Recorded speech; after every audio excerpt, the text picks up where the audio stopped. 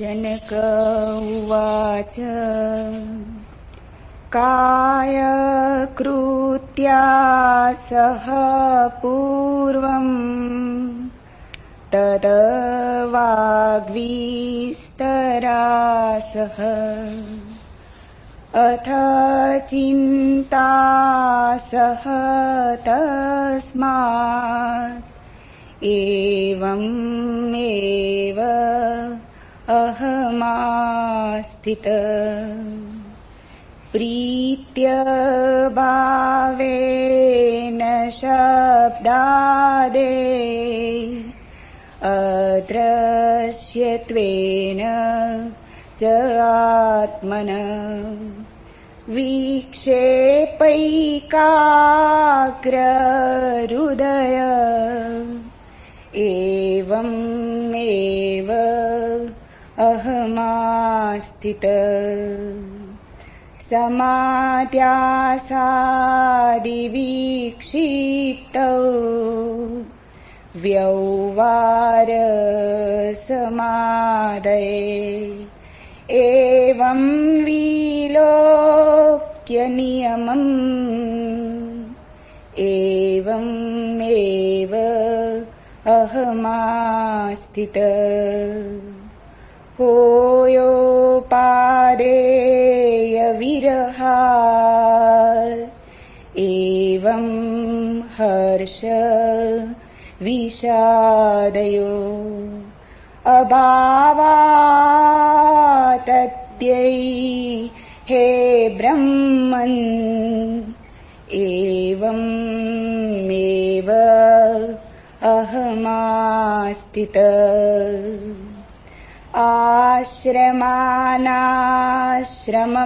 ध्यानम् चित्तस्वीकृतवर्जनम् विकल्पं मम वीक्षयैतैः एवमेव अहमास्थित कर्मानुष्ठानम् अज्ञानात् यथा एव उपरंस्तथा बुद्ध्वा सम्यक् इदं तत्त्वम् एवमेव अहमास्थित अचिन्तयं चिन्तयमानोऽपि चिन्तारूपं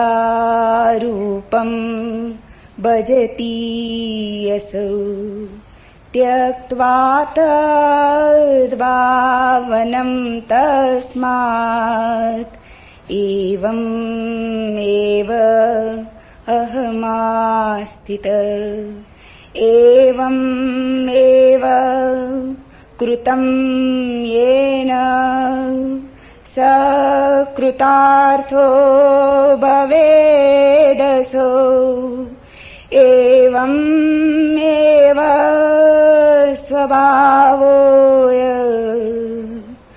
स कृतार्थो भवेदसो।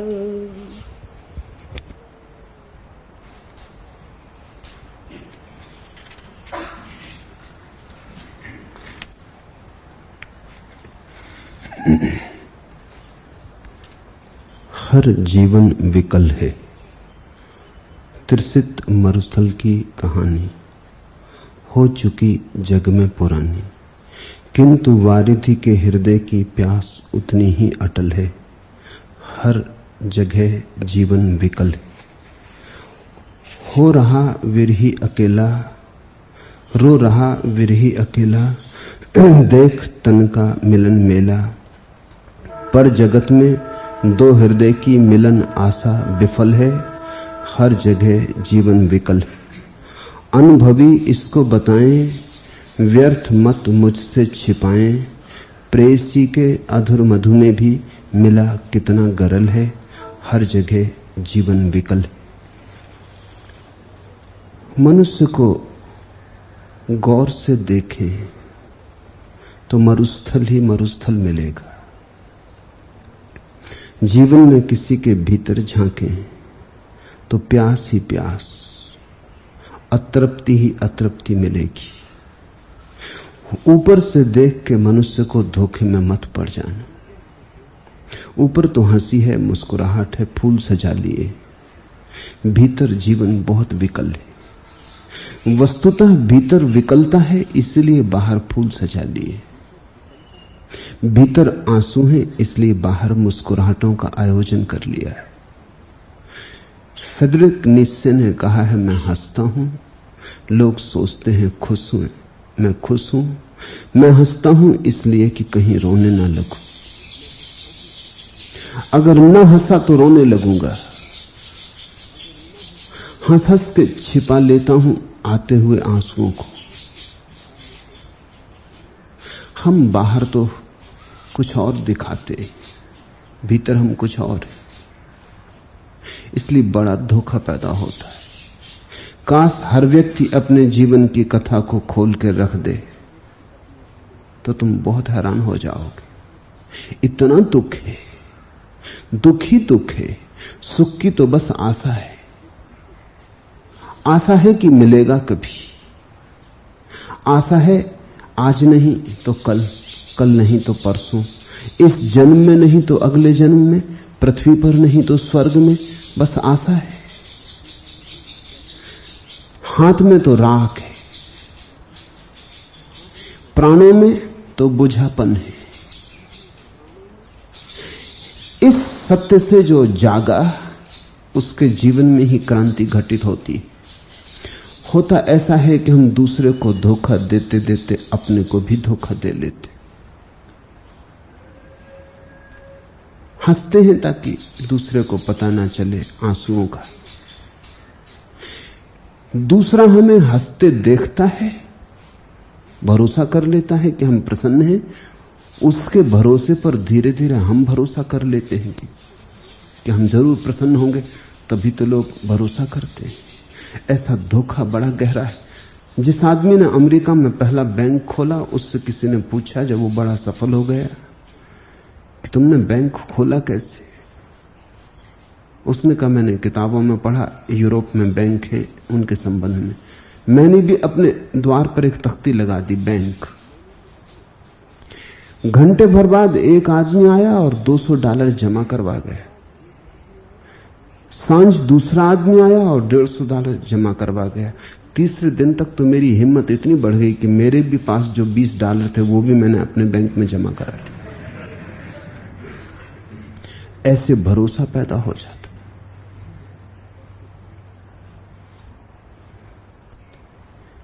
तुम अपनी छवि को दूसरे की आंख में ही देखते हो और तो उपाय भी नहीं। तुम अपने को पहचानते भी दूसरे के माध्यम से हो और तो कोई उपाय भी नहीं। दूसरे की आंखें दर्पण का काम करती।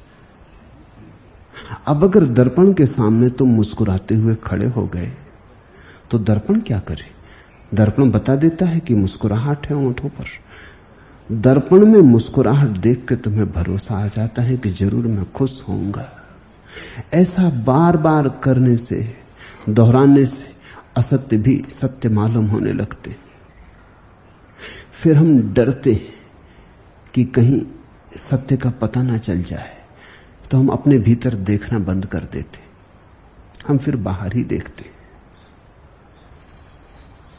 लोगों से पूछो तुम कौन हो, तो वे जो उत्तर देंगे वे उत्तर उनने बाहर से सीखे। यह भी गजब हुआ, यह भी अजब हुआ। अपना पता दूसरे से पूछते हो, मैं कौन हूं ये दूसरे से पूछते हो। दूसरे को खुद का पता नहीं है, तुम्हें कैसे बता सकेगा? अपना पता अपने से पूछना होगा, आंख बंद करके देखना होगा। लेकिन लोग आंख बंद नहीं करते, आंख बंद की के सो जाते।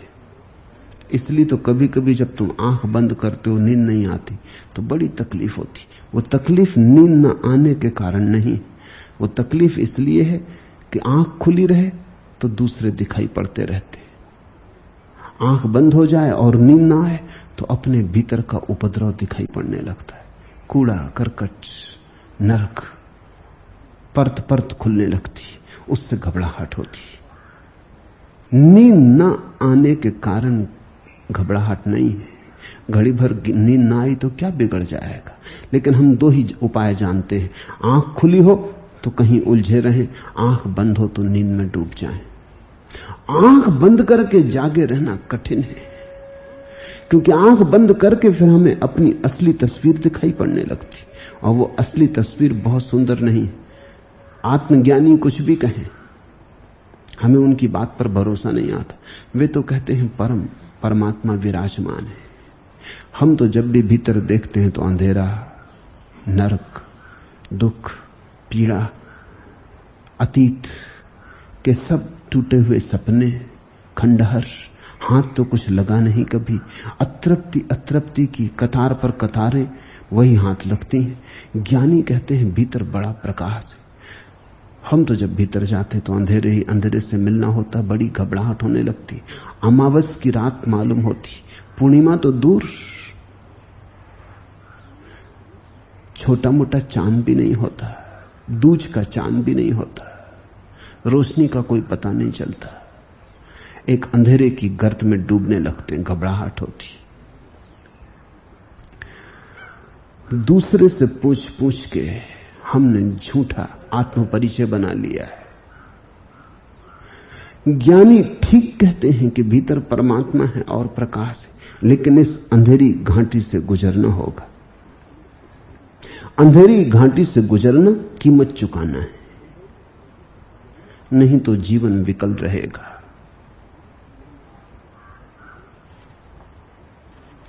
मैं तो बहुत दिनों पर चेता, जमकर उबा, श्रम कर डूबा, सागर को खेना था मुझको, रहा शिखर को खेता। मैं तो बहुत दिनों पर चेता, थी मति मारी, था भ्रम भारी, ऊपर अंबर गर्दीला था, नीचे भंवर लपेटा। मैं तो बहुत दिनों पर चेता। यह किसका स्वर भीतर बाहर, कौन निराशा कुंठित घड़ियों में मेरी सुधि लेता। मैं तो बहुत दिनों पर चेता, मत पछता रे, खेता जा रे, अंतिम क्षण में चेत जाए तो वह भी सत्वर चेता। मैं तो बहुत दिनों पर चेता। मगर लोग हैं जो अंत तक नहीं चेतते। अंत क्षण में भी चेतना आ जाए, होश आ जाए, अपनी जीवन को परखने की क्षमता और साहस आ जाए तो भी चेत गए। अंतिम क्षण में चेत जाए जो, वह भी सत्वर चेता, वह भी प्रबुद्ध हो गया। लेकिन कठिन है, जब जीवन भर हम धोखा देते हैं तो अंतिम क्षण में चेतना कठिन है, क्योंकि चेतना कुछ आकाश से नहीं उतरती, हमारे जीवन भर का निचोड़ है। बहुत लोग ये आशा भी रखते कि अभी तो जवान है, आएगा बुढ़ापा, कर लेंगे ध्यान, कर लेंगे धर्म। मेरे पास आ जाते, कहते हैं अभी तो हम जवान हैं।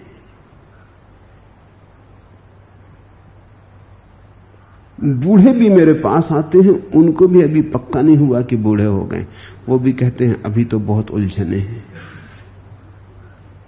और अभी कोई मरे थोड़ी जाते।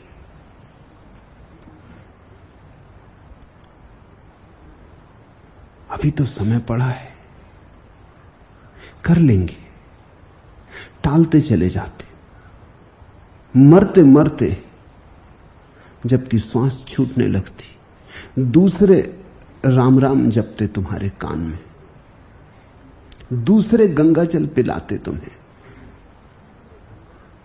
जब जवान थे, ऊर्जा थी, तब ली होती डुबकी गंगा में, तब तैरे होते, तब बहे होते गंगा में, तो सागर तक पहुंच गए होते। अब मरते मरते गले में उतरता नहीं। मैं एक घर में मेहमान था, एक आदमी मर रहा था,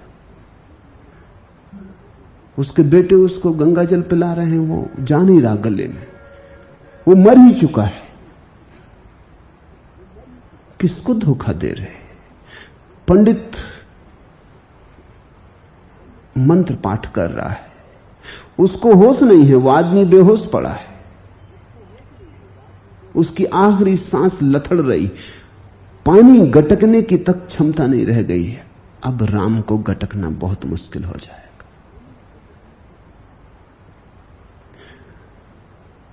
ऐसी प्रतीक्षा मत करते बैठे रहना। चेतना हो तो अभी चेतना, जो अभी चेता वही चेता। जिसने कहा कल, वो सोया और उसने खोया। कल की बात ही मत उठाना, कल का कोई भरोसा नहीं। कल है मौत, जीवन है आज। जीवन तो बस अभी है, अभी या कभी नहीं। जिसको इतनी प्रगाढ़ता से जीवन की स्थिति का स्मरण आएगा, वही शायद दांव लगा सकेगा। और धर्म तो जुए का दांव है, मुफ्त नहीं है। पूरा चुकाओगे तो ही पा सकोगे, सब खोओगे तो ही मिलेगा। सस्ता धर्म मत खोजना, सस्ता धर्म होता ही नहीं। धर्म महंगी बात है, इसलिए तो कुछ सौभाग्यशाली उस संपदा को उपलब्ध कर पाते। सस्ता होता, मुफ्त बंटता होता, धर्मादय में मिलता होता तो सभी को मिल गया होता। अथक श्रम और अथक प्रयास का परिणाम, यद्यपि जब आता है तब प्रसाद रूप आता है, लेकिन पहले प्रयास जो करता है वही प्रसाद का हकदार होता है।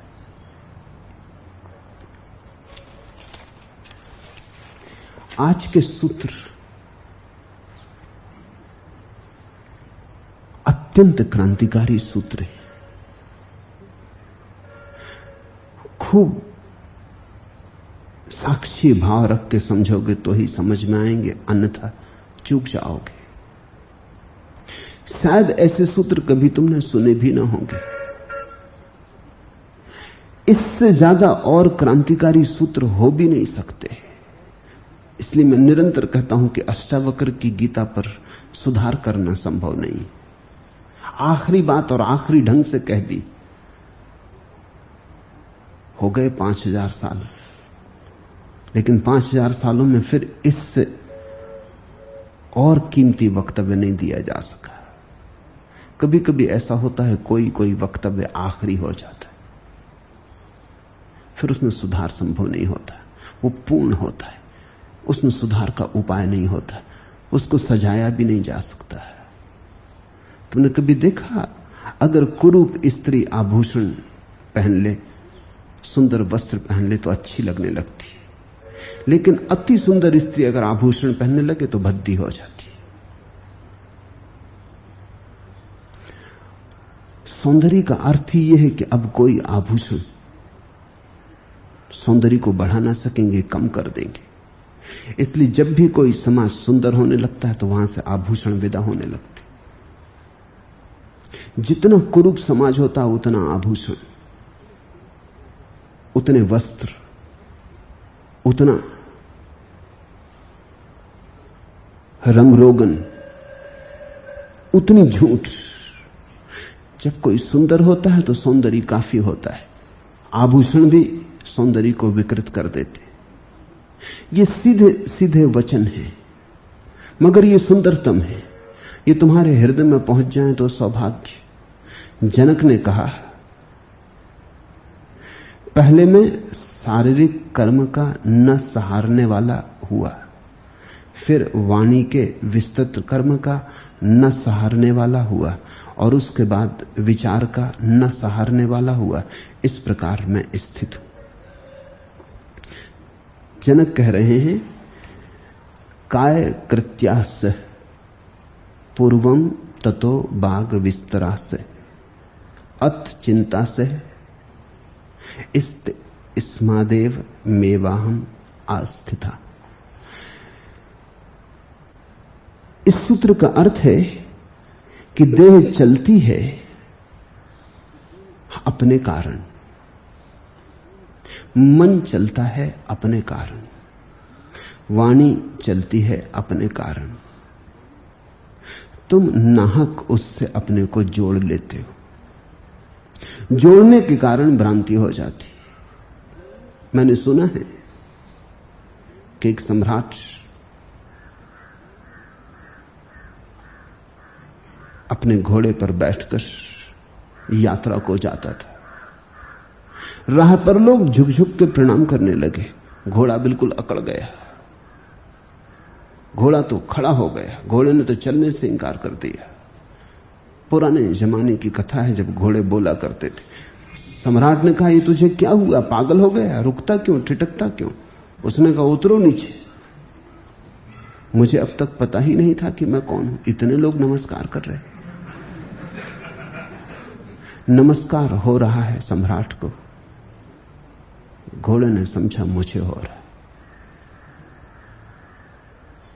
मैंने सुना है एक महल में एक छिपकली वास करती थी। महल की छिपकली थी, कोई साधारण छिपकली तो थी नहीं।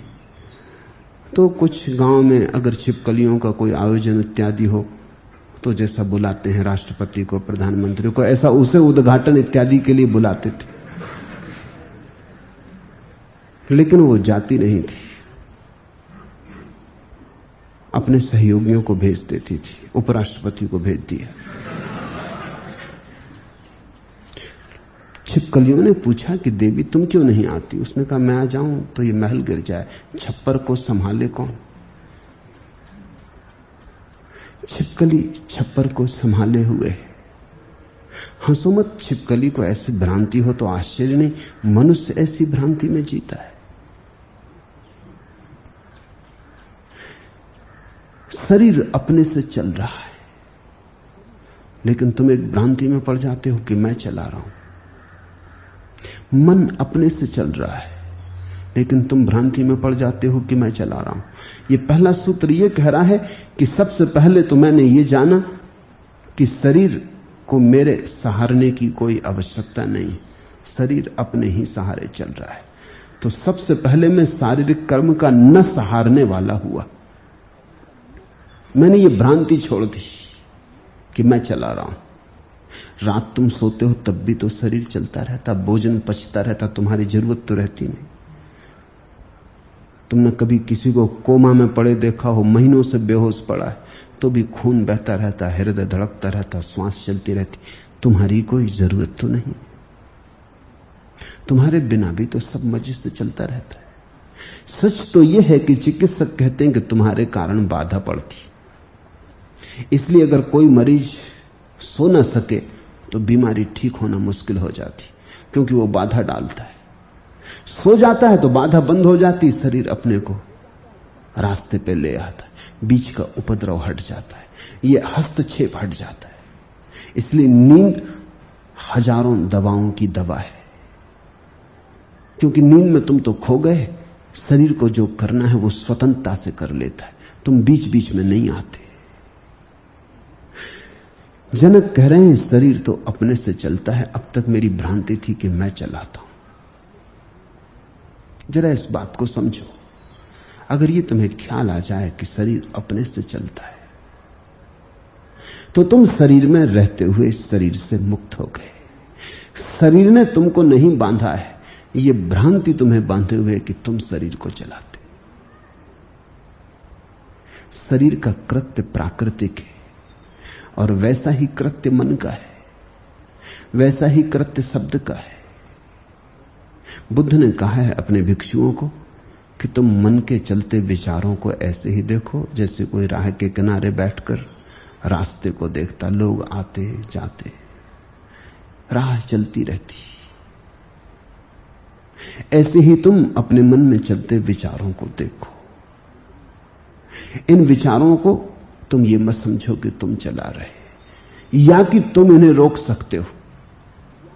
जिसको ये भ्रांति है कि मैं विचारों को चला रहा हूं, उसको एक न एक दिन दूसरी भ्रांति भी होगी कि मैं चाहूं तो रोक सकता हूं। तुम कोशिश करके देख लो। तिब्बत में कथा है कि एक युवक धर्म की खोज में था। वो एक गुरु के पास गया, गुरु के बहुत पैर दबाए, सेवा की वर्षों तक, और एक ही बात पूछता था कि कोई महामंत्र दे दो कि सिद्धि हो जाए, शक्ति मिल जाए। आखिर गुरु उससे थक गया। गुरु ने कहा तो फिर ले, इसमें एक कठिनाई है, वो मुझे कहना पड़ेगी, उसी के कारण मैं भी सिद्ध नहीं कर पाया। मेरे गुरु ने भी मुझे बामुश्किल दिया था, मैं तो 30 साल सेवा किया तब दिया था, मैं तुझे 3 साल में दे रहा हूं, तू धन्य भागी। मगर सफल मैं भी नहीं हुआ, क्योंकि इसमें एक बड़ी बेढंगी शर्त है। उस युवक ने कहा तुम कहो तो मैं सब कर लूंगा, सारा जीवन लगा दूंगा। गुरु ने कहा यह मंत्र है, छोटा सा मंत्र है,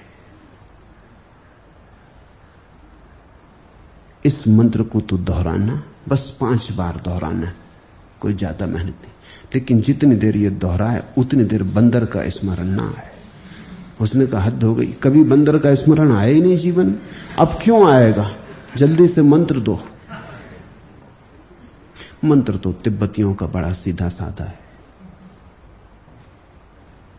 दे दिया। मंत्र लेके वो उतरा सीढ़ी मंदिर की, लेकिन बड़ा घबराया। अभी सीढ़ियां भी नहीं उतर पाया कि बंदर उसके मन में झांकने लगे। इस तरफ उस तरफ बंदर चेहरा बनाने लगे। वो बहुत घबराया कि ये मामला क्या, ये मंत्र कैसा। घर पहुंचाने की बंदरों की भीड़ उसके साथ पहुंची। मन में ही सब नहा धो के बैठा, लेकिन अब बड़ा मुश्किल। नहा धो रहा है लेकिन बंदर है कि खिलखिला रहे हैं, जीभ बता रहे हैं, मुंह बिचका रहे हैं। अजीब मंत्र मगर है, मालूम होता शक्तिशाली है, क्योंकि बाधा तो दिखाई पड़ने लगी।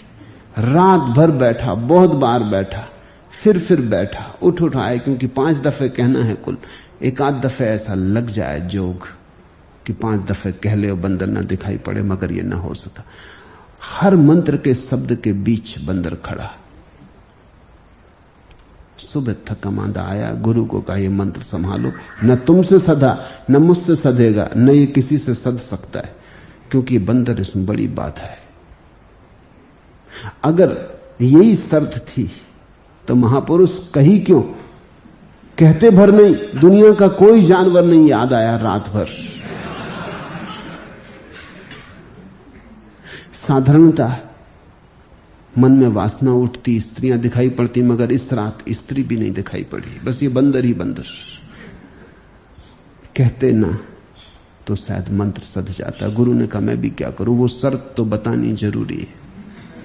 तुम मन के साथ प्रयोग करके देखो, जिसे तुम बुलाना चाहोगे उसकी और याद आ जाएगी, जिसे तुम हटाना चाहोगे वो और जिद बांध के खड़ा हो जाएगा। फिर भी तुम्हें ख्याल नहीं आता कि मन के चलाने वाले तुम नहीं हो, चलाने की चेष्टा ही भ्रांत है। तो पहले मैंने शरीर को देखा और समझा, पाया कि मैं इसका न सहारने वाला हूं। पूर्वम काय कृत्यास्य, पहले मैंने ये जाना कि मेरा सहयोग आवश्यक नहीं, मैं नाहक सहयोग कर रहा हूं, कोई जरूरत ही नहीं शरीर को मेरे सहयोग की। पहले मैं सहयोग करता हूं और फिर जब परेशान होता हूं तो असहयोग करता हूं, लेकिन दोनों में भ्रांति एक ही है। मुझसे कुछ लेना देना नहीं है, न सहयोग न असहयोग, मैं सिर्फ साक्षी हो जाऊं। तत् वाग विस्तारास्य, और तब जाना कि ये जो वाणी का विस्तार है, शब्द का विस्तार है, ये जो शब्द की तरंगे हैं, इन पर भी मेरा कोई बस नहीं, मैं इनके भी पार हूं।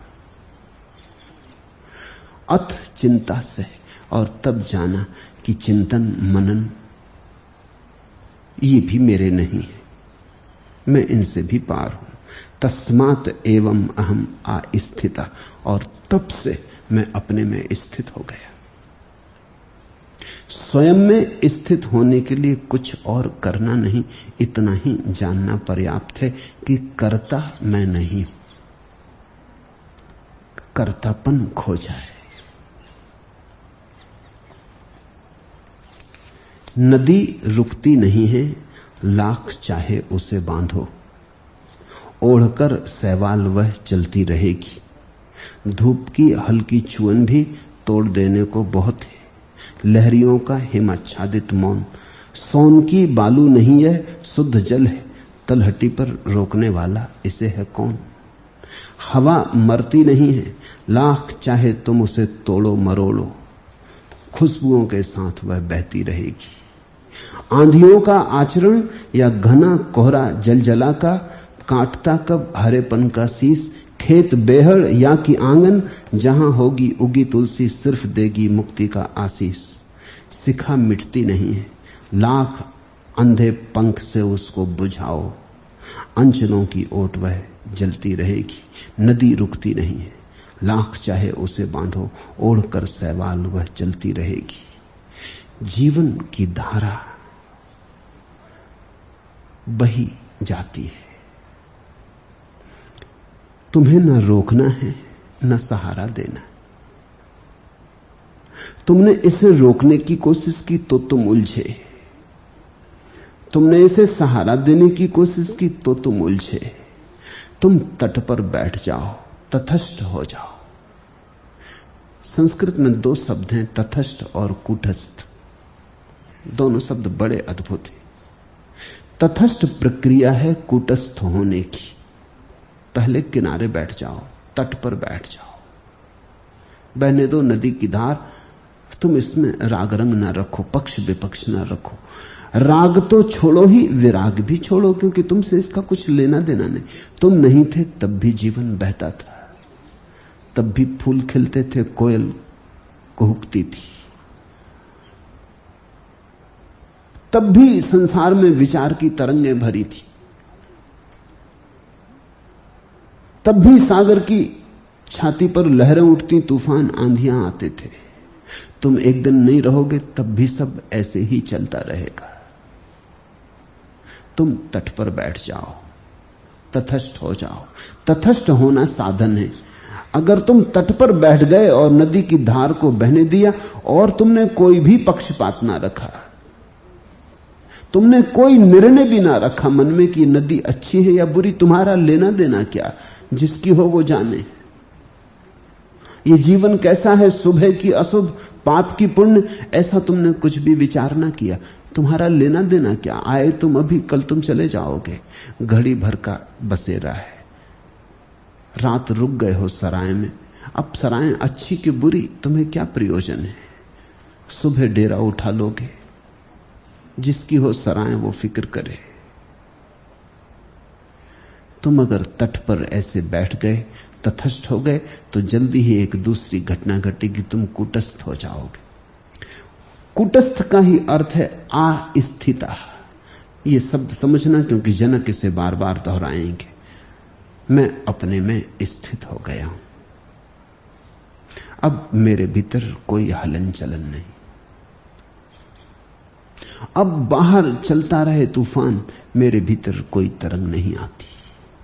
तरंग आती थी तभी तक जब तक तुम बाहर से संबंध जोड़े बैठे थे, सहयोग या असहयोग, मित्र या शत्रु, राग या विराग, कोई नाता तुमने बना लिया था, सब नाते छोड़ दिए।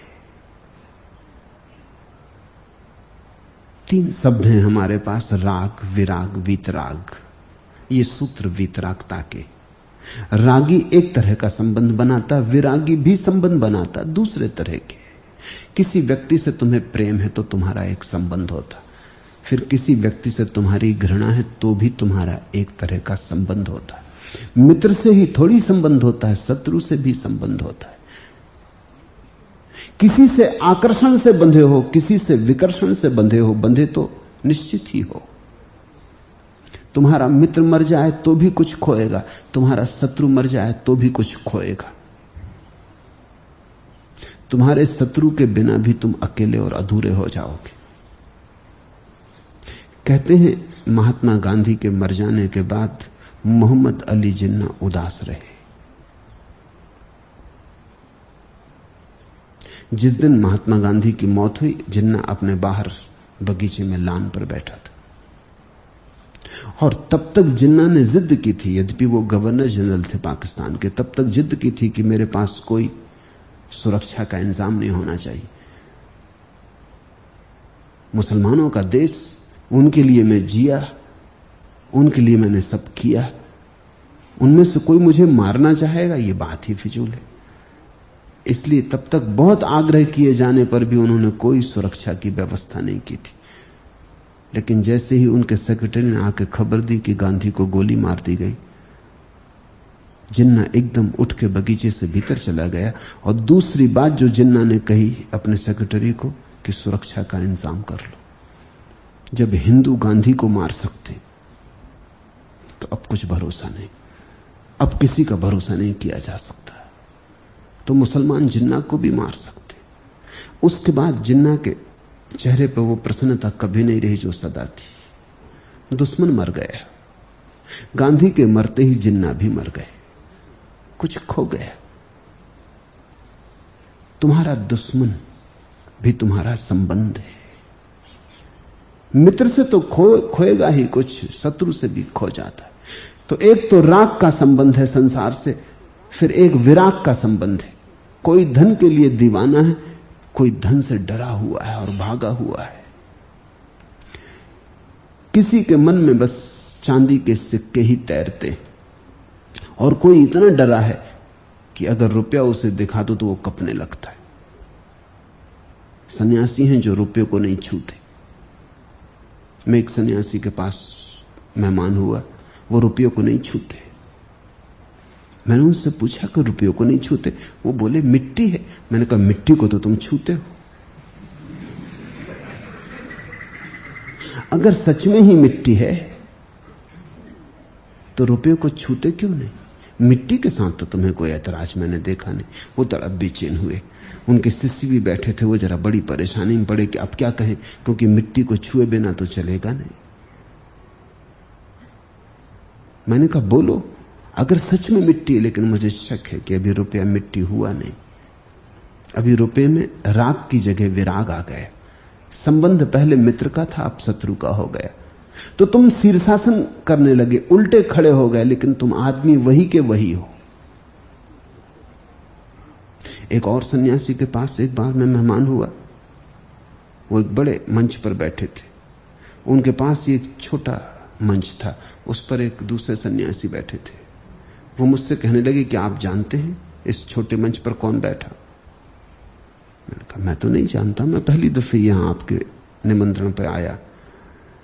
कहने लगे कि इलाहाबाद हाई कोर्ट के चीफ जस्टिस थे,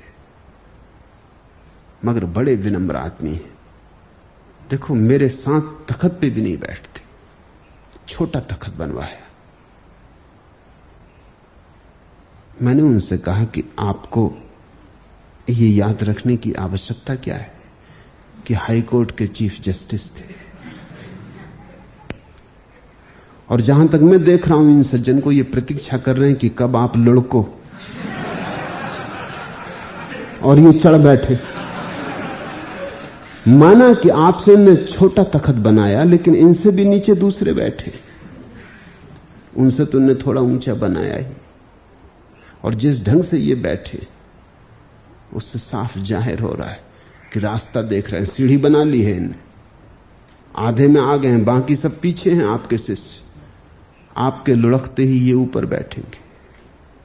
फिर आपको भी ये ख्याल है कि ये चीफ जस्टिस क्या है? चीफ जस्टिस थे। चीफ जस्टिस का क्या मूल्य है? राग तो छूट गया, लेकिन ऐसे नहीं छूट जाता है। सूक्ष्म धूमिल रेखाएं छोड़ जाता है। कहते हो विनम्र है, लेकिन अगर विनम्र ही है तो ये छोटा तख्त भी क्यों? और अगर तख्त से ही विनम्रता का पता चलता है तो इनसे कहो कि गड्ढा खोद लें, उसमें बैठे।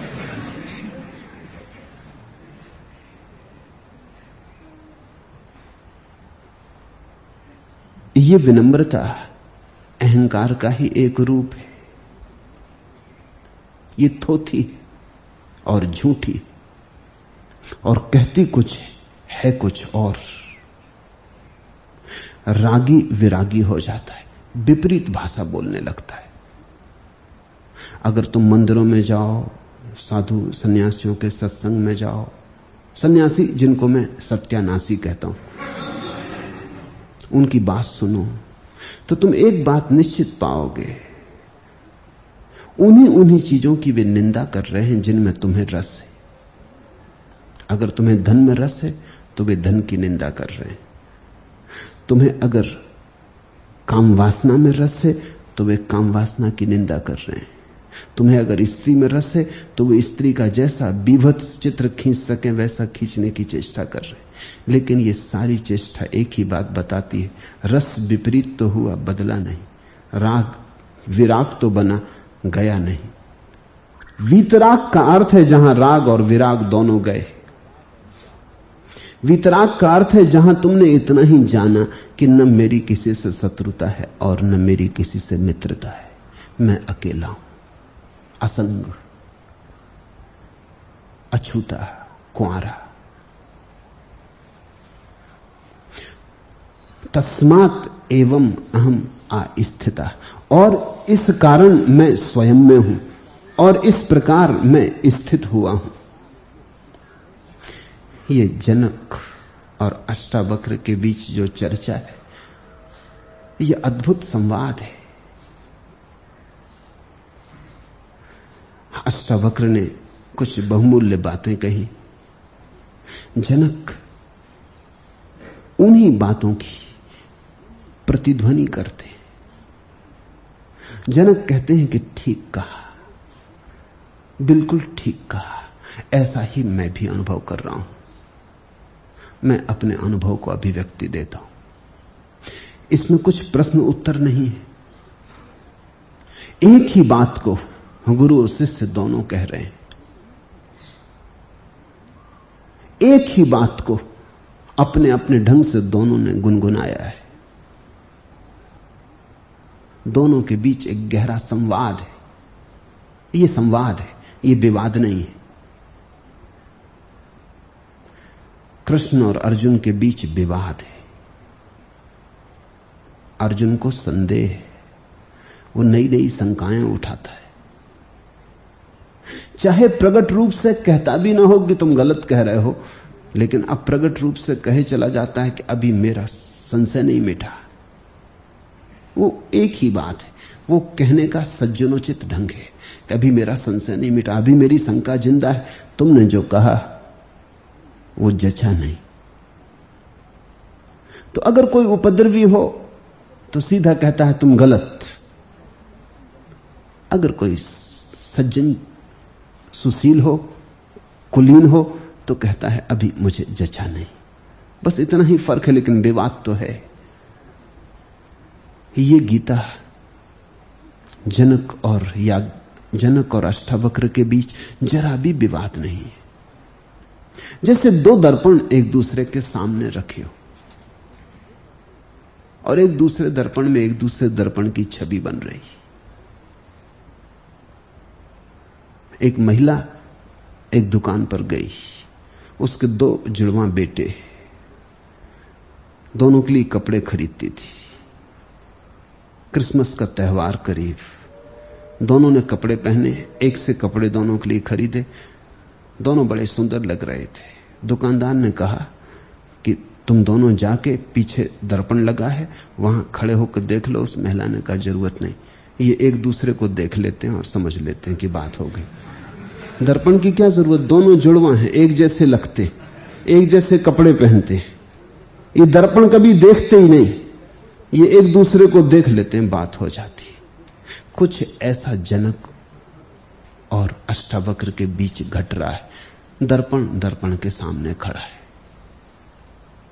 जैसे दो जुड़वा एक ही अंडे से पैदा हुए बच्चे, दोनों का स्रोत समझ का साक्षी है।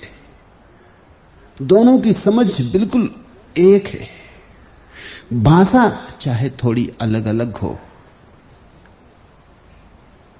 लेकिन दोनों का बोध बिल्कुल एक है। दोनों अलग अलग छंद में, अलग अलग राग में एक ही गीत को गुनगुना रहे हैं। इसलिए मैंने इसे महागीता कहा है। इसमें विवाद जरा भी नहीं है। कृष्ण को तो अर्जुन को समझाना पड़ा, बार बार समझाना पड़ा, खींच खींच के बामुश्किल राजी कर पाए। यहां कोई प्रयास नहीं है। अष्टावक्र को कुछ समझाना नहीं पड़ रहा है। अष्टावक्र कहते हैं और उधर जनक का सिर हिलने लगता सहमति में। दोनों के बीच बड़ा गहरा अंतरंग संबंध है, बड़ी गहरी मैत्री है। इधर गुरु बोला नहीं कि शिष्य समझ गया।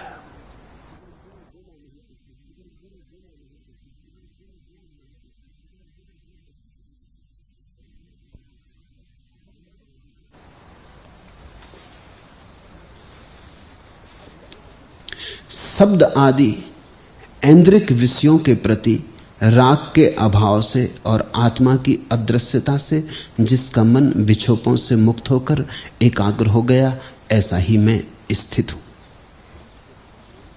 प्रीत्य भावेन शब्दादेर दृश्य त्वेन चात्मना विक्षेपाग्र हृदया एव मेवाय हम आस्थिता। शब्द दादे प्रीत्य भावेन, शब्द आदि के प्रति जो प्रेम है, भाव है, उससे मैं मुक्त हो गया हूं।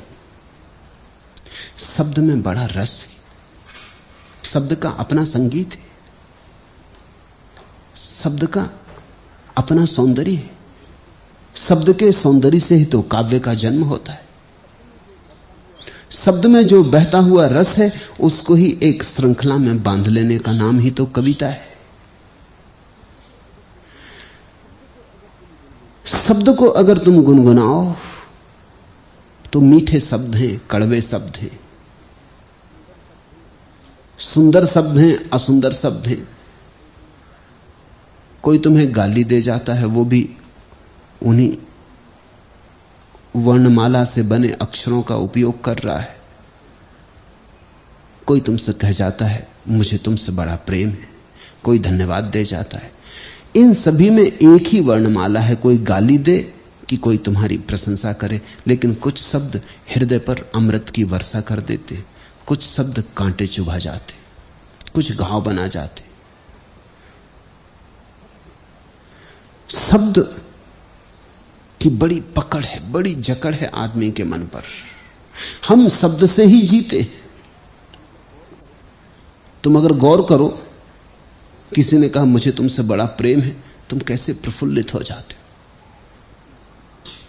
और किसी ने हिकारत से कुछ बात कही, अपमान किया, तो तुम कैसे दुखी हो जाते हो। शब्द सिर्फ तरंग है, इतना महत्वपूर्ण होना नहीं चाहिए, लेकिन बड़ा महत्वपूर्ण। किसी ने गाली दी हो 20 साल पहले, लेकिन भूलती नहीं, चोट कर गई है, बैठ गई है भीतर, बदला लेने के लिए अभी भी आतुर है। और किसी ने 50 साल पहले तुम्हारे बुद्धिमत्ता की प्रशंसा की हो, अब भी तुम सर्टिफिकेट रखे बैठे हो। जिसने तुम्हें बुद्धिमान कहा हो, वो बुद्धिमान खुद भी चाहे ना रहा हो, मगर उसकी कौन चिंता करता। हम शब्द बटोरते, हम शब्द से जीते। जनक ने कहा शब्द दादे प्रीत्य भावेन, शब्द के प्रति वो जो राग है वो मेरा गया, क्योंकि मैंने देख लिया मैं शब्दातीत हूं, मैं शब्द के पीछे खड़ा हूं। शब्द तो ऐसे ही हैं जैसे हवा के झकोरे पानी में लहरें उठा जाते।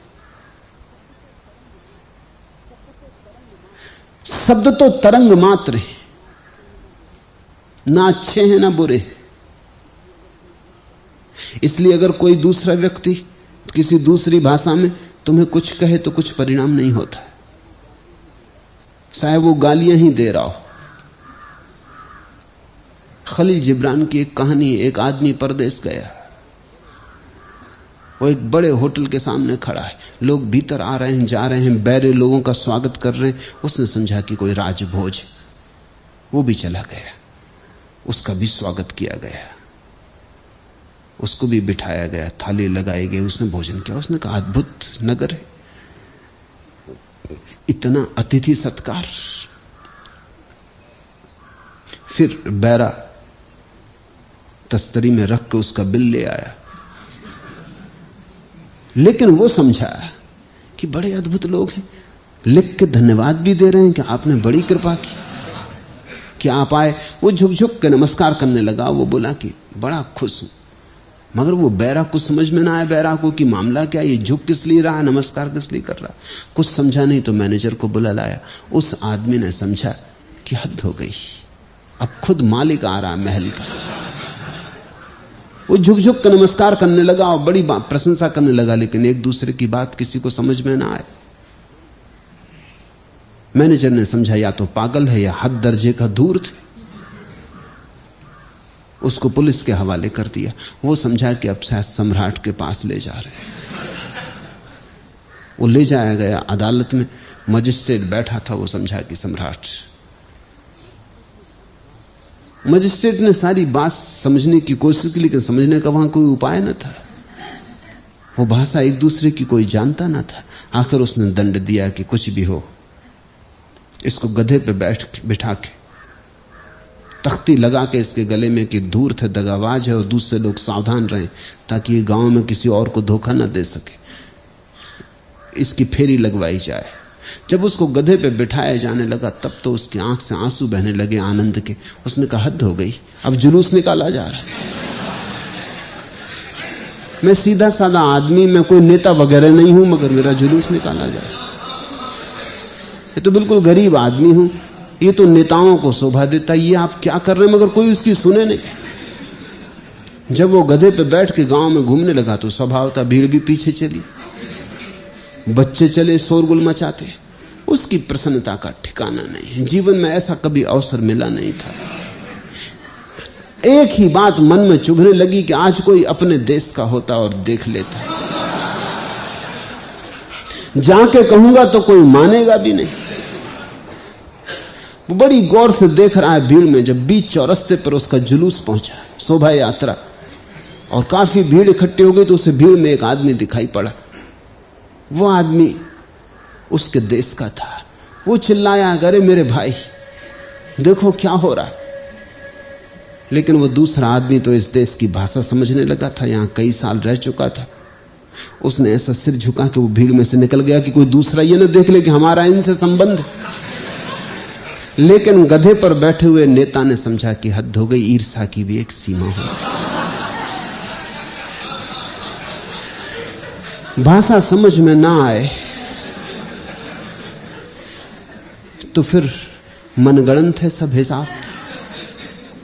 जब तक समझ में आता तब तक अच्छा शब्द बुरा शब्द, जब समझ में नहीं आता तो सभी शब्द बराबर, कोई अर्थ नहीं। अर्थ नहीं है शब्दों में, अर्थ माना हुआ है। शब्द तो केवल ध्वनियां हैं, अर्थहीन। जिस दिन ये समझ में आ जाता है कि शब्द तो केवल ध्वनियां हैं, अर्थहीन, उस दिन जीवन में एक बड़ी अभूतपूर्व घटना घटती है।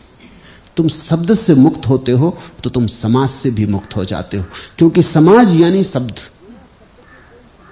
बिना शब्द के कोई समाज नहीं है।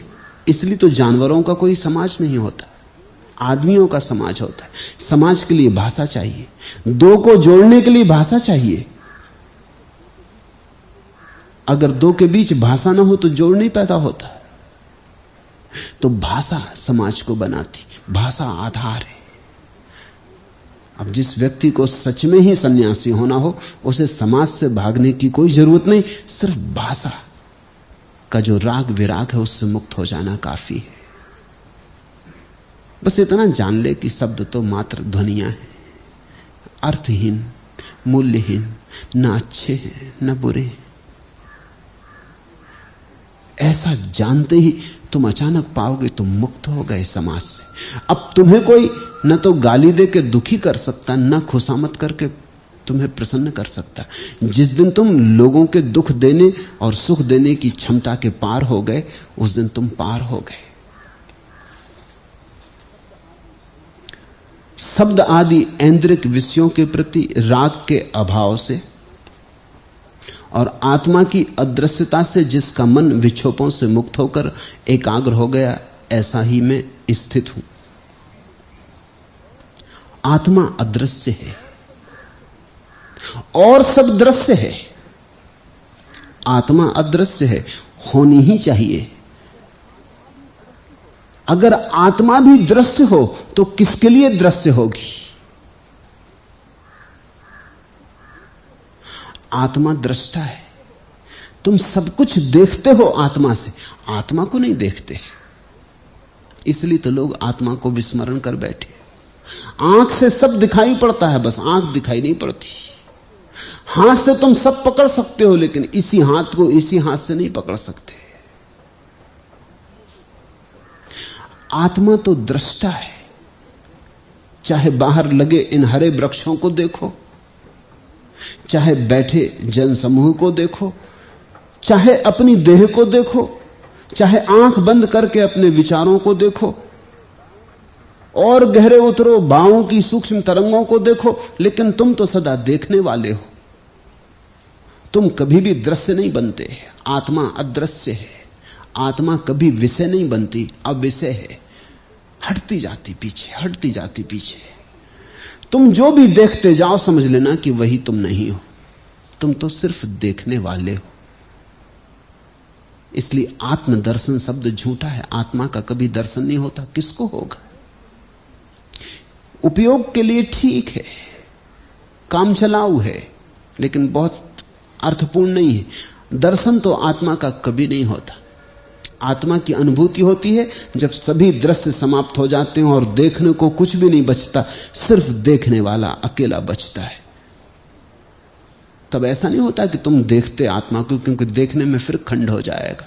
फिर आधी आत्मा हो जाएगी जो देख रही, और जो दिखाई पड़ रही वो अनात्मा हो जाएगी। अनात्मा का अर्थ ही यह है कि जिसे हम देख लेते वो पराया, वो विषय हो गया। और जिसे हम कभी नहीं देख पाते, जिसे दृश्य बनाने का कोई उपाय नहीं, वही आत्मा। ये सूत्र ध्यान की पराकाष्ठा का सूत्र है। आत्मा अदृश्य है। तो फिर आत्मा को देखने के जितने उपाय हैं सब व्यर्थ हैं। जब करो तब करो, सब व्यर्थ है।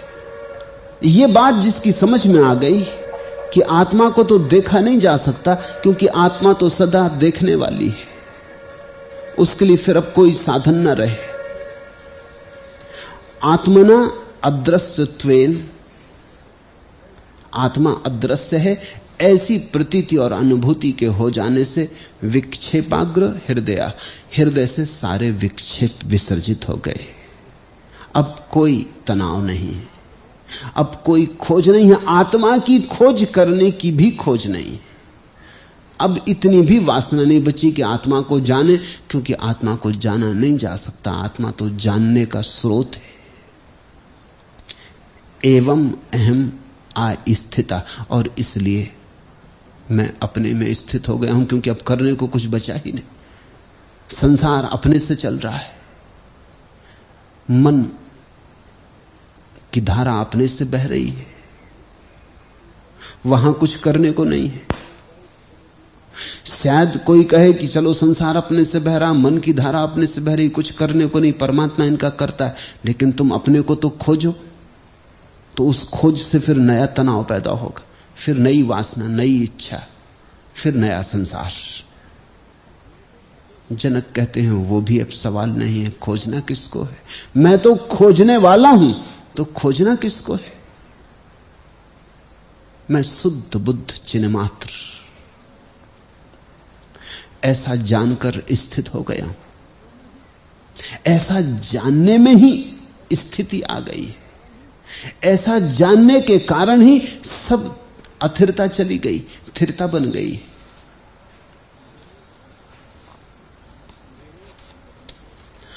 अंधेरों पली है ये धरती की, जिसमें दिवस पर भी छाई हुई यामिनी है।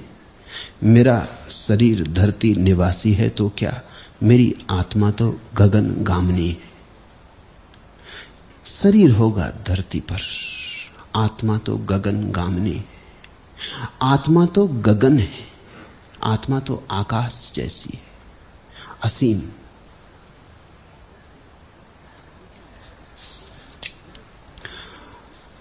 जनक कहते हैं मैं इस बोध में ही स्थित हो गया। चाहे सारा जीवन गुजरे जहरीलों के संग, नेकों पर तो चढ़ न सकेगा सोहबते बद का रंग। जुहूर सरायत हो न सका, महफूज रहा ये पेड़, गो चंदन के गिर्द हमेशा लिपटे रहे भुजंग। चंदन के वृक्ष पर सर्प लिपटे तो भी चंदन विषाक्त नहीं हो गया है। गो चंदन के गिर्द हमेशा लिपटे रहे भुजंग, कोई फर्क नहीं पड़ता। आत्मा अदृश्य है, शरीर दृश्य है, मन भी दृश्य है। दृश्य अदृश्य को छू भी नहीं सकता। लिपटे रहे भुजंग, आत्मा इनसे कलुषित नहीं होती। आत्मा कलुषित हो ही नहीं सकती है। आत्मा का होना ही शुद्ध बुद्धता है। लाख तुमने पाप किए हो, तुम्हारी भ्रांति इसमें है कि तुमने किए, और पाप के कारण तुम पापी नहीं हो गए हो। कितने ही पाप किए हो तुम पापी हो नहीं सकते, क्योंकि पापी होने की संभावना ही नहीं है। तुम्हारा अंतस्तम, तुम्हारा आंतरिक स्थल सदा शुद्ध है। जैसे कि दर्पण के सामने कोई हत्यारे को ले आए तो दर्पण हत्यारा नहीं हो जाता।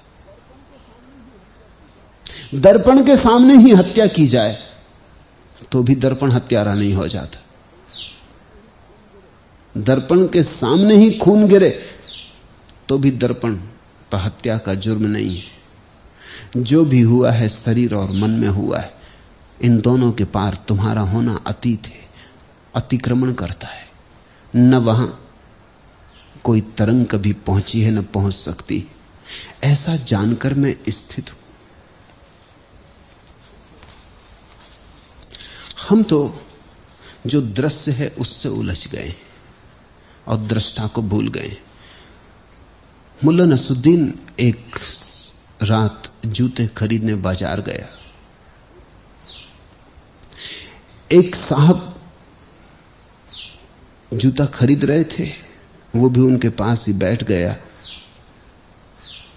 अनेक जूते लाए गए, वो साहब जूता खरीद के चले गए। दूसरे साहब आए, वो भी जूता खरीद के चले गए। तीसरे आए, लेकिन मुल्ला 50 जोड़ियां देख ली, लेकिन कोई जोड़ी उसके पैर आई नहीं। दुकानदार भी थक गया और दुकान बंद होने का वक्त भी आ गया, लेकिन कोई जूता फिट ही नहीं बैठ रहा था। इतने में बिजली चली गई। पूना है, जानते हैं आप, बिजली चली जाती। इतने में बिजली चली गई और तभी मुल्ला बड़े जोर से चिल्लाया, अरे आ गया, आ गया, फिट आ गया। दुकानदार भी बड़ा खुश हुआ कि चलो, आशा नहीं थी कि यह आदमी कुछ खरीदेगा कि खरीद पाएगा। लेकिन जब रोशनी वापस आई तो देखा कि मुल्ला का पैर एक जूते के डब्बे में रखे बैठा है।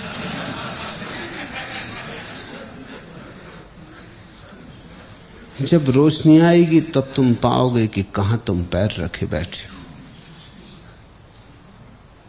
शरीर में अदृश्य दृश्य के साथ बंधा बैठा है। मन में निस्तरंग तरंगों के साथ बंधा बैठा है। जब रोशनी आएगी तब जागोगे और जानोगे। रोशनी कैसे आएगी? ये सूत्र रोशनी के लिए ही है। अध्यास आदि के कारण विक्षेप होने पर समाधि का व्यवहार होता है। ऐसे नियम को देखकर समाधि रहित मैं स्थित हूं। इसलिए मैंने कहा एक बड़े क्रांतिकारी सूत्र है। जनक कहते हैं समाधि रहित मैं स्थित हूं। जनक ये कह रहे हैं कि जैसे बीमारी होती तो औषधि की जरूरत होती, चित्त में विक्षेप है तो ध्यान की जरूरत है। अंग्रेजी में जो शब्द है ध्यान के लिए मेडिटेशन, वो उसी धातु से आता है जिससे अंग्रेजी का शब्द मेडिसिन, दोनों का मतलब औषधि होता है।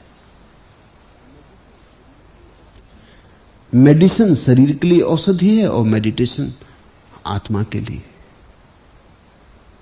लेकिन जनक कहते हैं आत्मा तो कभी रुग्ण हुई नहीं, तो वहां तो औषधि की कोई जरूरत नहीं। मन तक औषधि काम कर सकती है। लेकिन तुम अगर समझो कि मैं मन के साथ एक हूं, तो मन के साथ एकता तोड़ने के लिए औषधि की जरूरत है। अगर तुम जाग के इतना समझ लो कि मैं मन के साथ अलग हूं ही, कभी जुड़ा ही नहीं, तो बात खत्म हो गई, फिर औषधि की कोई जरूरत न रही। आत्मा को ध्यान करने के कारण भी बंधन शेष रहता है, क्योंकि क्रिया जारी रहती। तुम कहते हो हम ध्यान कर रहे हैं, तो कुछ करना जारी है। ध्यान तो अवस्था है ना करने की। तुम कहते हो हम समाधिस्थ हो गए, तो जनक कहेंगे कि क्या कभी ऐसा भी था कि तुम समाधिस्थ नहीं थे? समाधि तो स्वभाव है। तो जो समाधि तुम बाहर से लगा लेते हो, किसी तरह आयोजन करके जुटा लेते हो, वो मन में ही रहेगी, मन के पार ना जाएगी। तो बहुत बार ऐसा होता है कि मन शांत होता है, हवाएं रुक जाती और पानी पर लहरें नहीं होती, तब तुम लगता है समाधि हो गई, बड़ा आनंद आ रहा है। मगर फिर लहरें आएंगी, फिर हवा आएगी, हवा पे तुम्हारा बस क्या है, फिर तरंगें उठेंगी, फिर सब शांति खो जाएगी। जनक कहते हैं समाधि तो तभी है जब समाधि के भी तुम पार चले जाओ, फिर तुम्हें कोई भी चीज अस्त व्यस्त न कर पाएगी। समाध्यासा दिवि क्षिप्तो व्यवहारा समाधे। समाधि तो व्यवहार है। अगर मन विक्षिप्त है तो समाधि की जरूरत है। एवं विलोक्य नियमेव मेवाहम आस्थिता। इस नियम को जानकर मैं तो अपने में स्थित हो गया, समाधि के पार स्थित हो गया। ये सूत्र ज्ञान के चरम सूत्र हैं। इनमें क्रिया की कोई भी जगह नहीं, इनमें योग का कोई भी उपाय नहीं, कुछ करना नहीं है। ये सूत्र है आधारभूत। सिर्फ जो तुम हो उसे जाग के देख लेना, कुछ करना नहीं।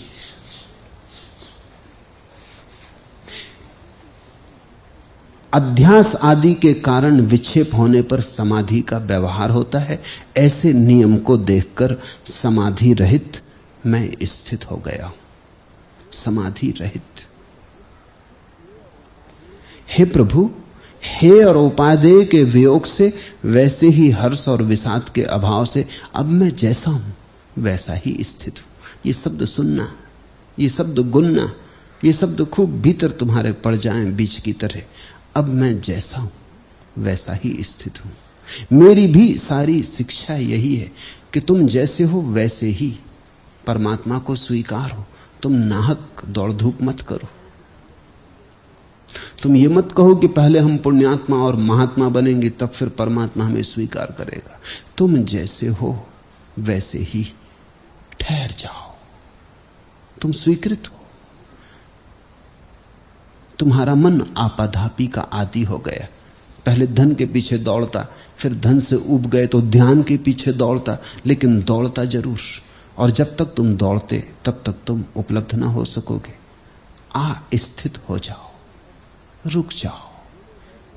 ऐसा कहो, इस संसार में बिना दौड़े कुछ भी नहीं मिलता। यहां तो दौड़ोगे तो कुछ मिलेगा। तो संसार का यह सूत्र हुआ कि यहां दौड़ने से मिलता है, और परमात्मा के जगत में अगर दौड़े तो खो दोगे, वहां न दौड़ने से मिलता है। स्वाभाविक जगत और परमात्मा का गणित बिल्कुल भिन्न भिन्न है। यहां न दौड़े तो गमाओगे, यहां तो दौड़े तो ही कमाओगे। वहां अगर दौड़े तो गमाया, वहां तो अगर ठहर गए, बैठ गए, रुक गए, स्थिता तथस्थ कूटस्थ हो गए, मिल गया। दौड़ने के कारण ही खो रहे हो। दौड़ने के कारण ही, दौड़ने के ज्वर के कारण ही तुम्हें उसका पता नहीं चल पाता जो तुम्हारे भीतर है।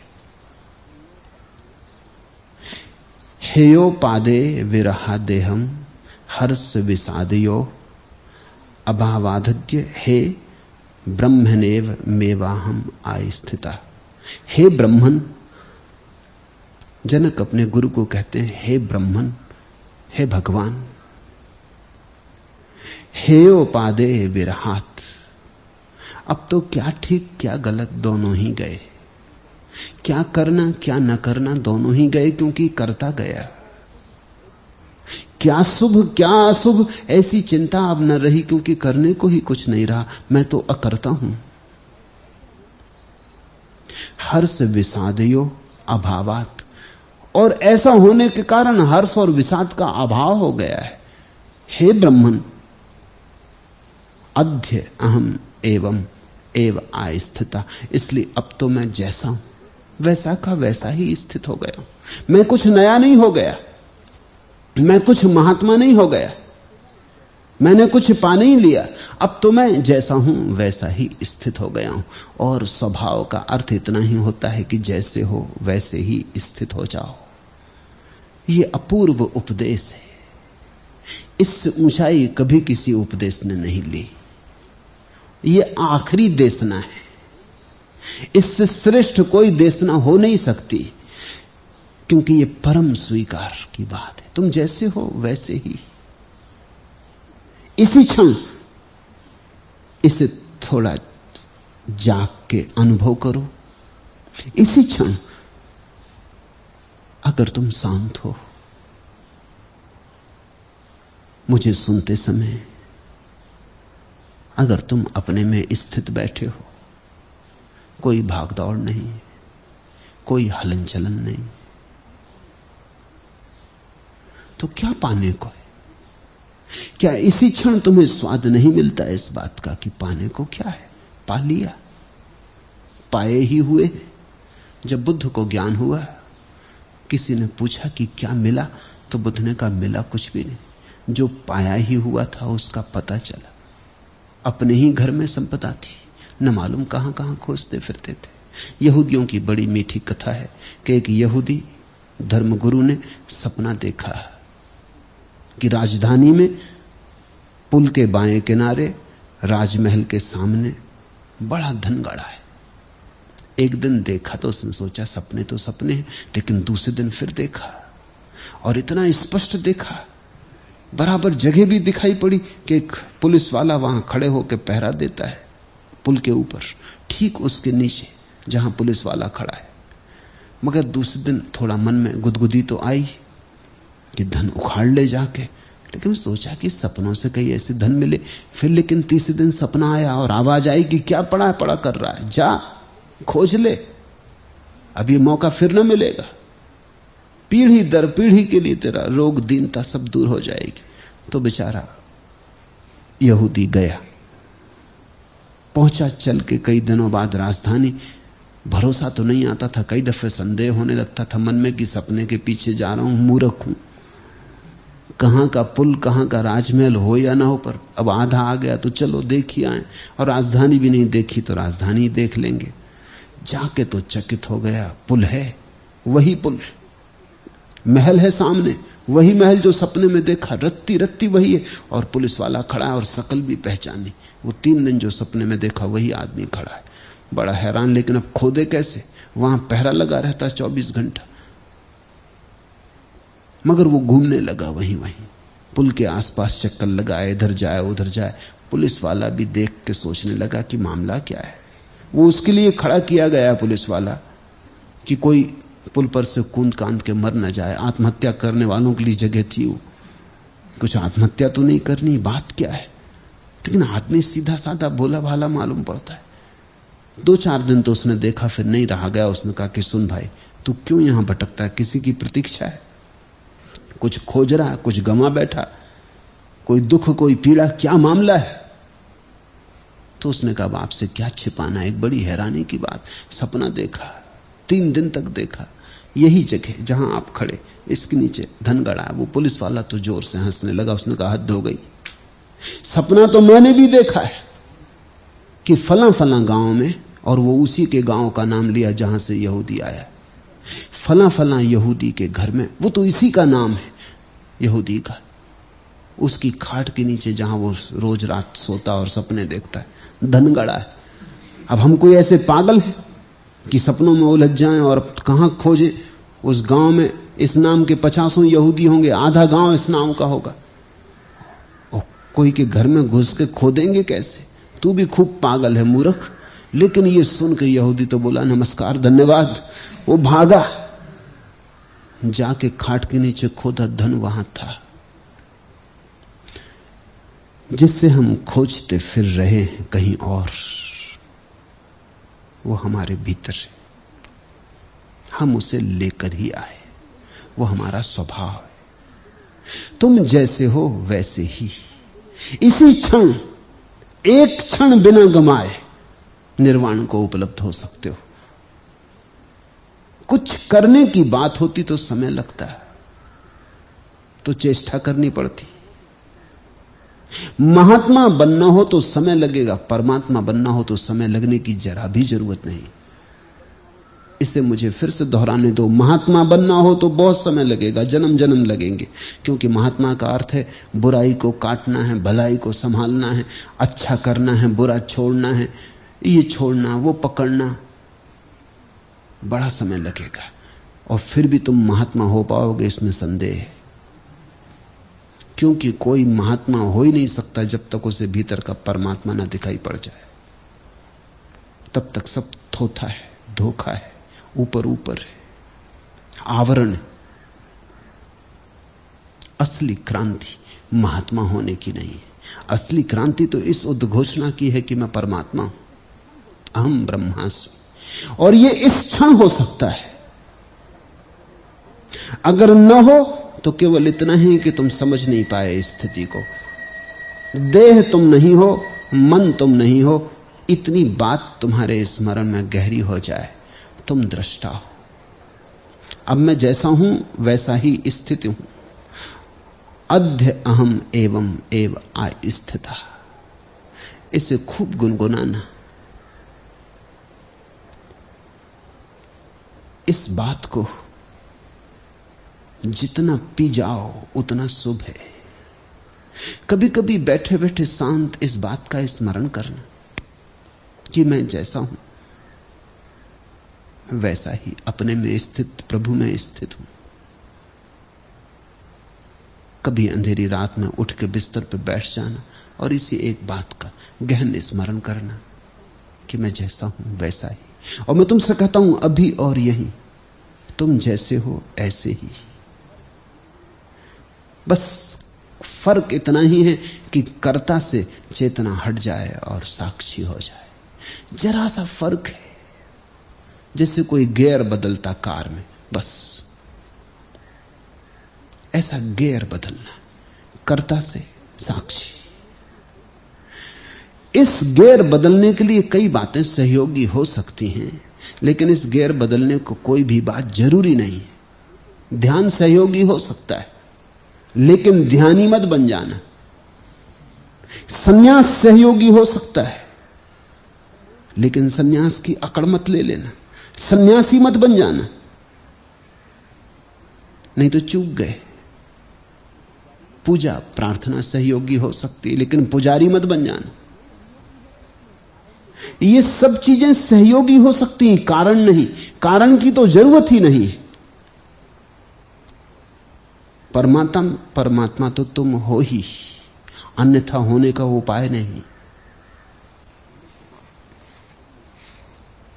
लेकिन जब मैं ये कह रहा हूं तब भी तुम सुनोगे, ये संदिग्ध, क्योंकि सुन लो तो तुम अभी हो जाओ। तुम सुनना नहीं चाहते, तुम्हें कर्ता होने में अभी रस है। तुम कहते हो कर्ता नहीं, तो मैं ही तो कर्ता भरता हूं अपने परिवार का।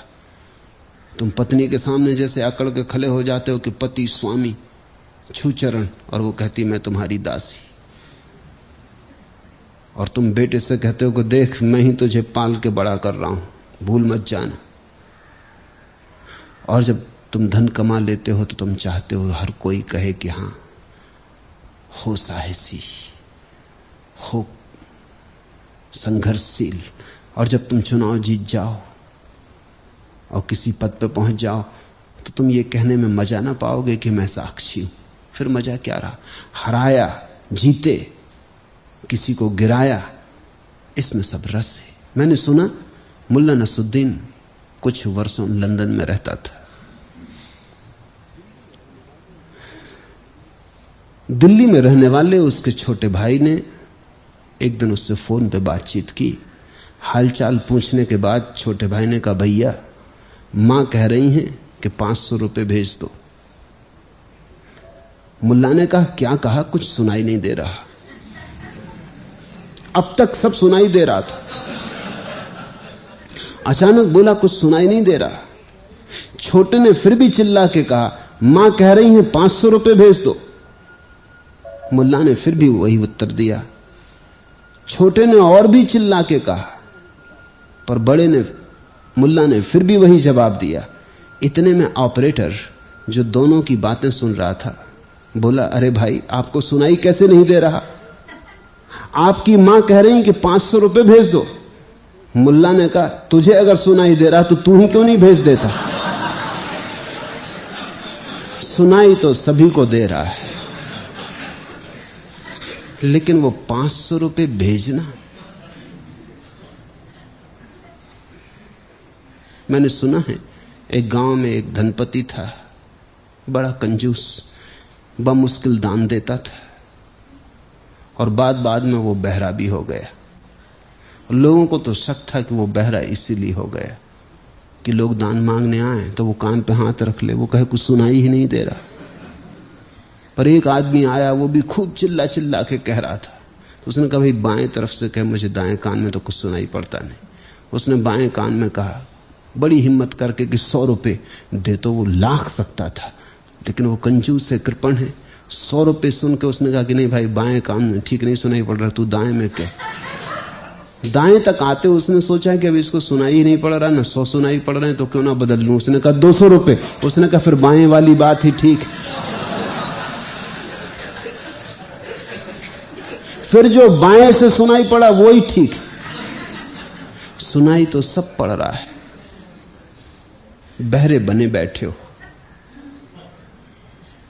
क्योंकि सुनो तो जीवन में एक क्रांति घटेगी,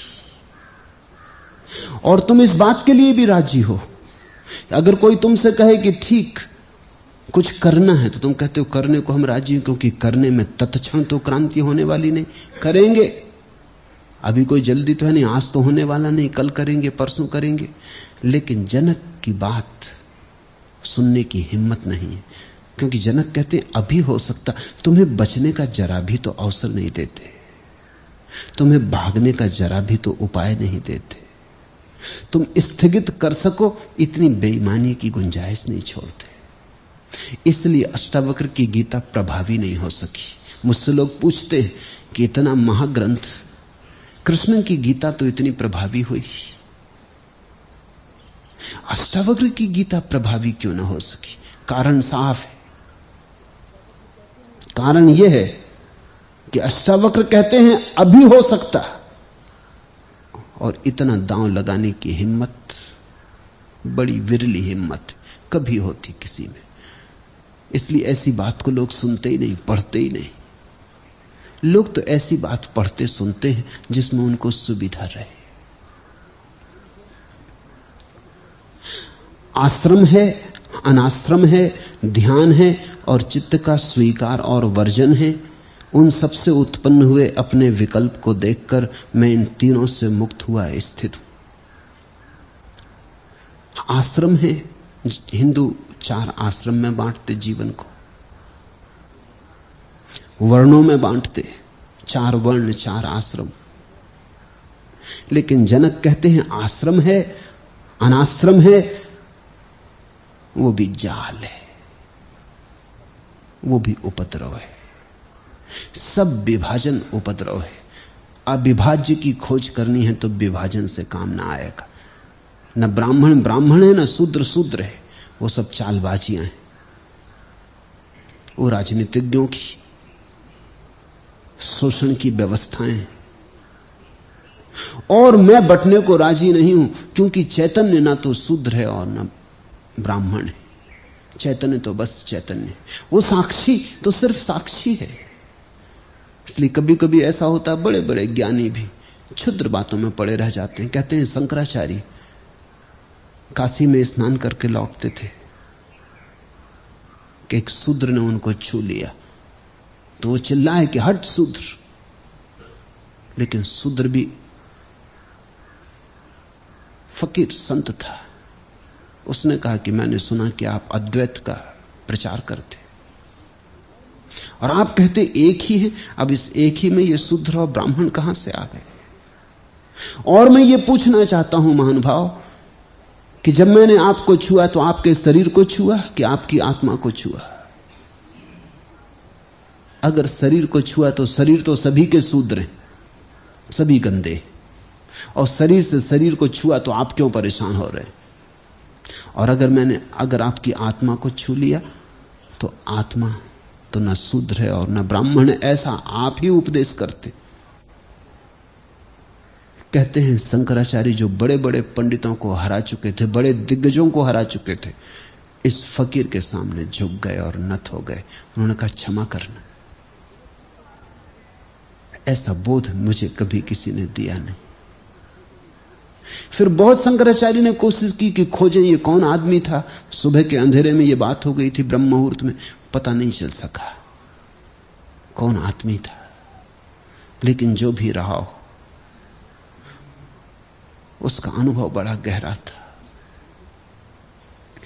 आश्रम है अनाश्रम है, इस जाल में पड़ने के लिए जनक कहते मैं तैयार नहीं, इसीलिए अपने में स्थित हो गया हूं। ध्यान है और चित्त का स्वीकार और वर्जन है, ये पकड़ो ये छोड़ो। मैं दोनों को छोड़ के अपने में स्थित हो गया हूं। कण कण करके दुनिया जोड़ी, कितनी भुक्खड़ चाह निगोड़ी। सबके प्रति मन में कमजोरी, किससे नाता तोड़ूं रे। अंगड़ खंगड़ मोह सभी से, क्या बांधूं क्या छोड़ूं रे। क्या लादूं क्या छोड़ूं रे। झोपड़ियां कुछ पीठ लिए हैं, कुछ महलों को पीठ दिए हैं। भोगी त्यागी त्यागी भोगी, दो में किसको होड़ूं रे। अंगड़ खंगड़ मोह सभी से, क्या बांधूं क्या छोड़ूं रे। क्या लादूं क्या छोड़ूं रे। तिनका साथ नहीं चलता है, बोझा फिर भी सिर खलता है। तन की आंखें मोड़ी कैसे, मन की आंखें मोड़ूं रे। अंगड़ खंगड़ मोह सभी से, क्या बांधूं क्या छोड़ूं रे। क्या लादूं क्या छोड़ूं रे। अपना कहकर हाथ लगाऊं, कैसा रखवारा कहलाऊं। जिसका सारा माल मता है, उससे नाता जोड़ूं रे। अंगड़ खंगड़ मोह सभी से, क्या बांधूं क्या छोड़ूं रे। क्या लादूं क्या छोड़ूं रे। कुछ लोग हैं जो इसी चिंतना में जीवन बिताते, क्या छोड़ें क्या पकड़ें। जनक कहते हैं न पकड़ो न छोड़ो, क्योंकि दोनों में ही पकड़ है। जब तुम कुछ छोड़ते हो तब भी तुम कुछ पकड़ने के लिए ही छोड़ते हो। कोई कहता धन छोड़ेंगे तो स्वर्ग मिलेगा, ये तो छोड़ना एक तरफ पकड़ना दूसरी तरफ हो गया। ये तो लोभ का ही फैलाव हुआ, ये तो गणित पुराना ही रहा, इसमें कुछ नवीन नहीं। क्या छोड़ें क्या पकड़ें। जनक कहते हैं न छोड़ो न पकड़ो, जागो अचुनाव। कृष्णमूर्ति जिसे कहते हैं चॉइसलेस अवेयरनेस, निर्विकल्प बोध। न ये पकड़ता हूं न ये छोड़ता हूं, छोड़ता पकड़ता ही नहीं। चित्त का स्वीकार और वर्जन है, दोनों व्यर्थ। उन सबसे उत्पन्न हुए अपने विकल्प को देखकर मैं इन सबसे मुक्त हुआ, अपने में स्थित हूं।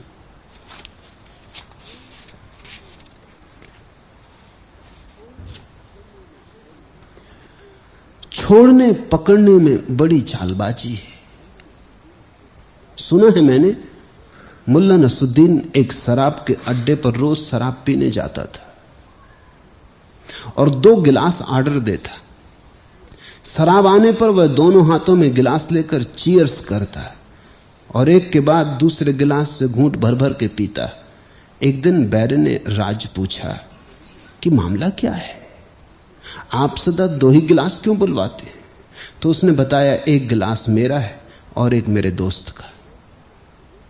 दोस्त की याद में पीता हूं एक गिलास और एक गिलास खुद पीता हूं। लेकिन एक दिन जब उसने एक ही गिलास का ऑर्डर दिया तो बैरे ने फिर पूछा कि नसरुद्दीन मामला क्या है, आज आप एक ही गिलास लेकर पी रहे हैं, दोस्त की याददाश्त भूल गई? नसरुद्दीन ने कहा कभी नहीं, दोस्त को कैसे भूल सकता हूं, मैंने शराब पीना छोड़ दी, ये तो दोस्त की ही याद में पी रहा हूं।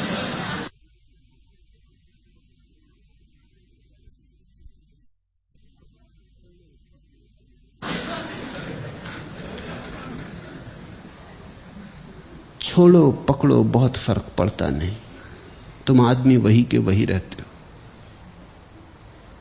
अब खुद शराब पीनी छोड़ दी तो दोस्त की याद में पी रहे।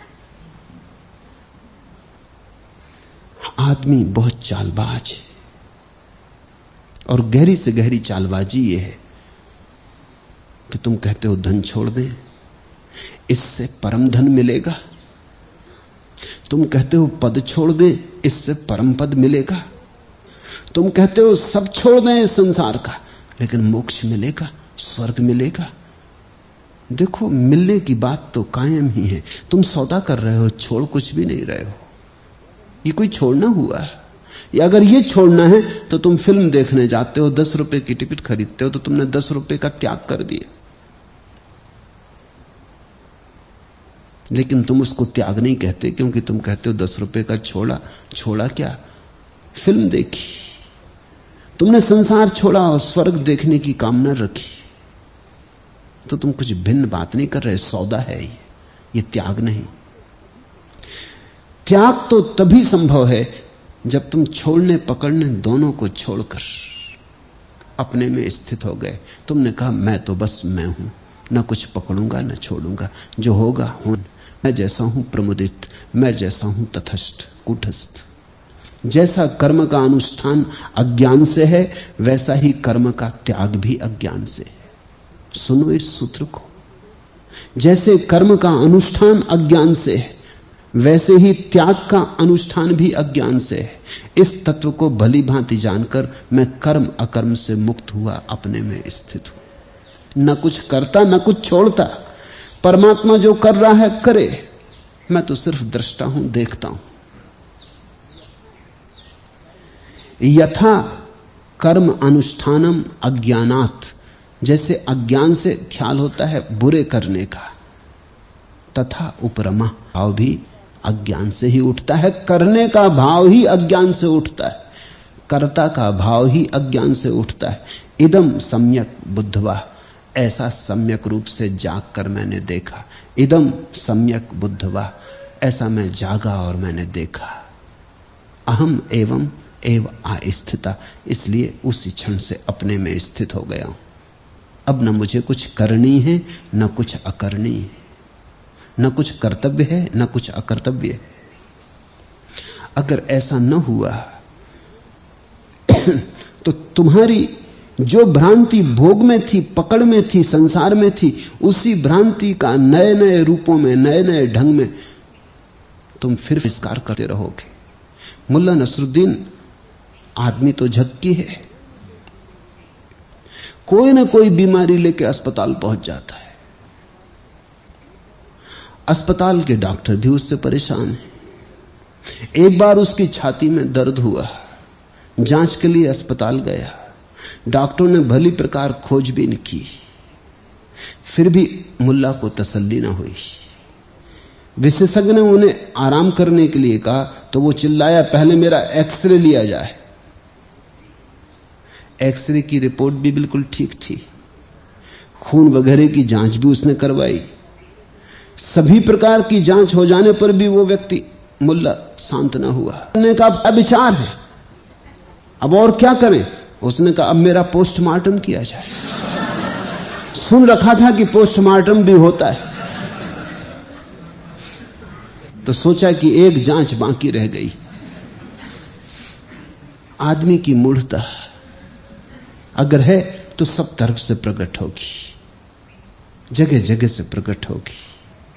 अगर बोध है तो संसार में भी प्रकट होगा, और अगर अज्ञान है तो त्याग में भी प्रकट होगा।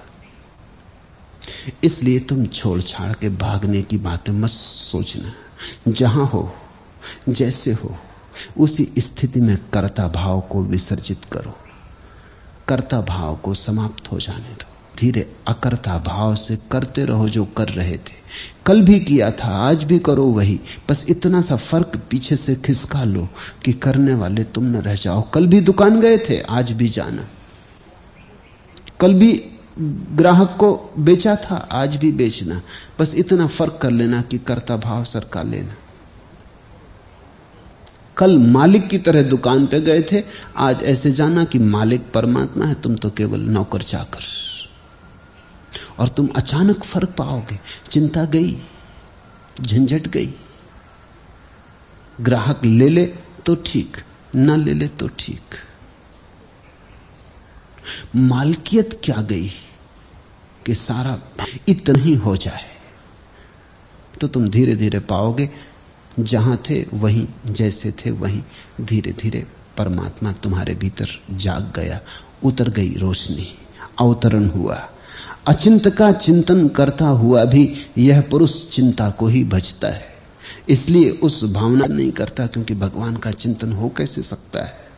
त्यक्त्वा तद भावम तस्मात् देव मेवाह अहम आस्थिता, और सब छोड़कर अपने में बैठ गया। और जो ऐसा ही अर्थात स्वभाव से स्वभाव वाला है, वह तो कृतकृत्य है ही, इसमें कहना ही क्या। इस सूत्र का अर्थ है जिसने साधनों से क्रिया रहित स्वरूप अर्जित किया है, जिसने तप से, जप से, ध्यान से, मनन चिंतन से, निधिध्यासन से स्वभाव को पाया, वह पुरुष तो कृतकृत्य है ही। ठीक है, लेकिन जिसने ऐसा कुछ भी नहीं किया और जो ऐसा ही बिना कुछ किए स्वभाव से ही स्वभाव वाला हूं ऐसा जान के शांत हो गया है, उसकी तो बात ही क्या कहनी। उसकी कृतकृत्यता को पा लिया, वो कोई चमत्कार नहीं है। जिसने बिना कुछ किए, बैठे बैठे, बिना हिले डुले, सिर्फ बोध मात्र से परमात्मा को उपलब्ध कर लिया, उसकी कृतकृत्यता तो कहीं नहीं जा सकती। उसे तो शब्दों में बांधने का कोई उपाय नहीं। एवमेव कृतम एन सा कृतार्थो भवे दसो। हाँ, जिसने साधन से पाया ठीक है, धन्य भागी। एवमेव स्वभावो या सा कृतार्थो भवे दसो। लेकिन कैसे कहें उसका गुण वर्णन, कैसे करें उसकी प्रशंसा, जिसने बिना कुछ किए पा लिया।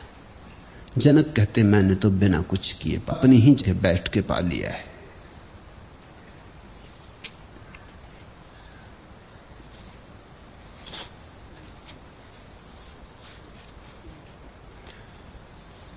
इन सूत्रों पर खूब मनन करना, बार बार, जैसे कोई जुगाली करता, फिर, क्योंकि इनमें बहुत रस है। जितना तुम चबाओगे उतना ही अमृत झरेगा। ये कुछ सूत्र ऐसे नहीं है कि जैसे उपन्यास एक दफा पढ़ लिया, समझ गए, बात खत्म हो गई, फिर कचरे में फेंका। ये कोई एक बार पद में, किसी शांत क्षण में, किसी आनंद की दशा में तुम इनका अर्थ पकड़ पाओगे। ये तो रोज रोज घड़ी भर बैठ के इन परम सूत्रों को फिर से पढ़ लेने की जरूरत है। पाठ का यही अर्थ है। पढ़ना और पाठ करने में यही फर्क है। पढ़ने का मतलब एक दफे पढ़ लिया, बात खत्म हो गई। पश्चिम में पाठ जैसी कोई चीज नहीं। जब वो सुनते हैं पाठ तो उनको समझ नहीं आता कि पाठ क्या करना। उनको भरोसा नहीं आता कि एक ही शास्त्र को रोज रोज लोग जीवन भर पढ़ते। ये बात क्या हुई? जब एक दफा पढ़ लिया। पश्चिम में तो किताब ही पेपर बैग छापते हैं। अब वो एक दफा पढ़ लिया और फेंक दी, क्योंकि उसको रखने। लेकिन ये किताबें नहीं, ये जीवन के शास्त्र हैं।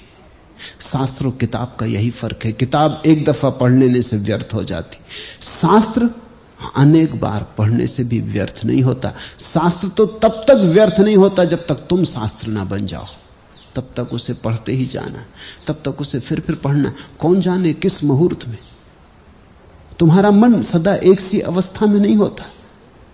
कभी तुम उदास हो तब शायद ये वचन समझ में आ जाए, या हो सकता है कभी तुम बड़े प्रफुल्लित हो तब ये समझ में आ जाए। तुम कभी बड़े तरंगित हो, बड़े संगीत से भरे हो, मदमस्ती है, तब समझ में आ जाए। लेकिन एक बात तय है कि इन सूत्रों से जीवन का द्वार खुल सकता है। तुम पंख फैला सकते हो।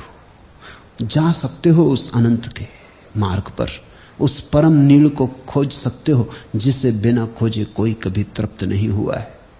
उड़ जा इस बस्ती से पंछी, उड़ जा भोले पंछी। घर घर है दुखों का डेरा, सुना है ये रैन बसेरा। छाया है घनघोर अंधेरा, दूर अभी है सुख का सवेरा। उड़ जा इस बस्ती से पंछी, उड़ जा भोले पंछी। इस बस्ती के रहने वाले आहें भते जगते सोते, हाल हुआ है होते होते फूट रहे हैं खून के सोते। उड़ जा इस बस्ती से पंछी, उड़ जा भोले पंछी। ये सूत्र पंख बन सकते, इन सूत्रों के सहारे तुम उड़ सकते हो, अनंत की दूरी पार कर सकते हो। ये सूत्र अनूठे हैं, बहुमूल्य हैं, इनसे मूल्यवान कभी भी कहा नहीं गया है। इनका खूब पाठ करना, ये धीरे धीरे तुम्हारे खून में मिल जाए, ये तुम्हारी मांस मज्जा बन जाए, ये तुम्हारे हृदय की धड़कनों